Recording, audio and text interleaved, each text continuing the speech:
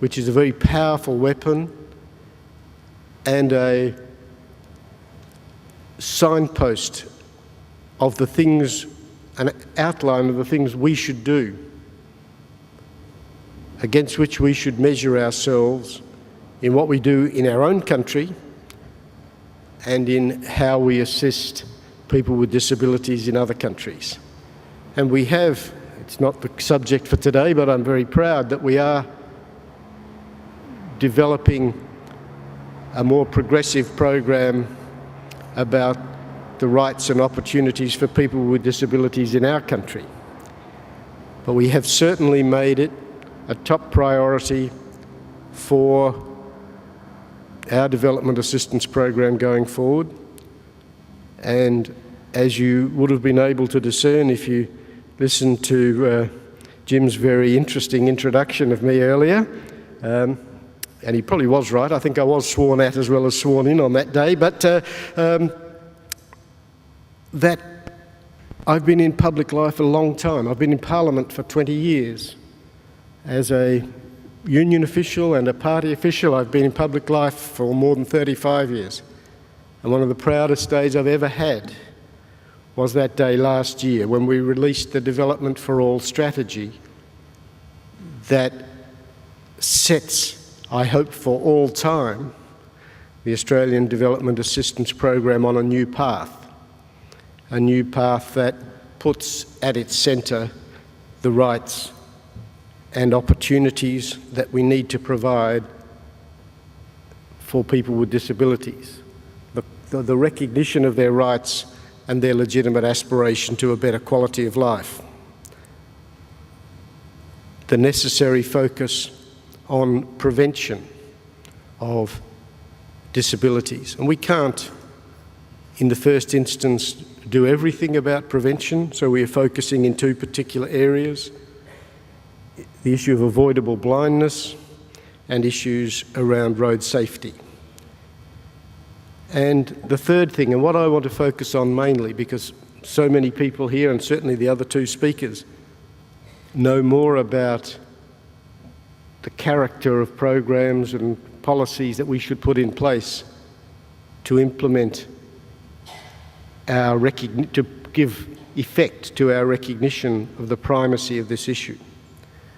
I want to talk about the third aspect of our Development for All strategy, which is about leadership, about playing a leadership role in the international debate, about providing resources to enable people with disabilities to play and develop their leadership skills within disabled persons organisations around the world, particularly around our region, and to recognise that people with disabilities need to play a leadership role in the development and implementation and the monitoring and evaluation of our policy. It is our aspiration to be the best in the world at the business of development for all, the business of making sure that our development benefits people with disabilities in developing countries. We want to do it better than anybody else. We want to show leadership by showing the world a model of how it can be done better. One needs to have reasonable aspirations as a middle-sized country. We can't be the best at everything. We can't lead in every area. We can't apply more resources than the United States or more resources than France or the United Kingdom. And in some areas, we have to recognise that others are taking a lead and we can merely play a useful supporting role and hopefully be helpful. So you have to choose and prioritise and say, where is it that we can make a special contribution? And while across the range we want to make a bigger contribution, we want to enhance Australia's role as a good global citizen by contributing more to the development assistance programs of the world, by being more actively engaged in the great international organisations, the international financial institutions, the United Nations and its agencies, and other international agencies involved in the business of development assistance. We've made a commitment and a determination that this is where we want to be the best in the world, and we need your help and assistance.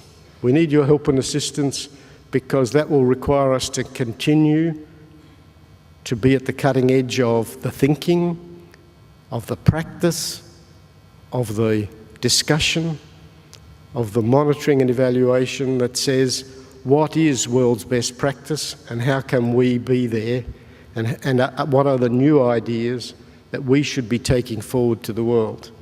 And that's our aspiration.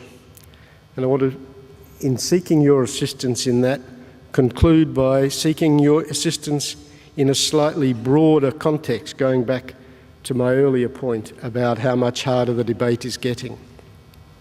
For us to be effective in maximising our contribution to the assistance of people with disabilities in the development process, we need to win the public debate about the case for development broadly and the case for this priority within the development program. And that requires all of you to be advocates, not just me. It is my primary responsibility with the Foreign Minister and the Prime Minister, and we're happy to take that task on. That's our job, it's what we should do, we're determined to do it. But we're under no illusions that we can't do it by ourselves, that people independent of the government have much more credibility in their advocacy. When you see an opportunity, whether it's in the local newspaper that's thrown away weekly over the front fence, or talkback radio, or letters to the editor, or forums in your local community, discussions in the church or the community organisation of which you're a member. What we need is you and people like you all around Australia taking the lead in this advocacy function. Speaking up, arguing, not letting the opportunity go by, because it is this year and next year going to be critical years in Australia and around the world in the debate about development issues generally, and I hope in Australia about the debate around development issues as they relate to people with disabilities. And by your attendance, you express your interest in this subject. And I urge you, after you've listened to the speakers and participated in the question and answer session, to take away the material that's here, think about it, and become the advocates we need, the voices that the Australian community needs to hear, so that we can go ahead doing more and more that's better and better in this very important area. Thank you.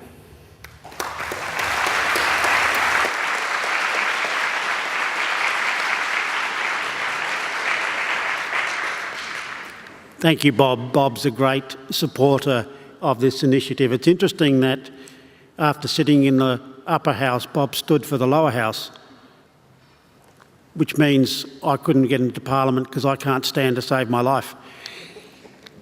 We want to acknowledge our other partners tonight. This series of talks is an initiative from AusAid, and it is in partnership with the International Women's Development Agency, with tonight CBM and World Vision. In other states, it's done in partnership with a university, but tonight these are our partners and we want to acknowledge them and their thanks.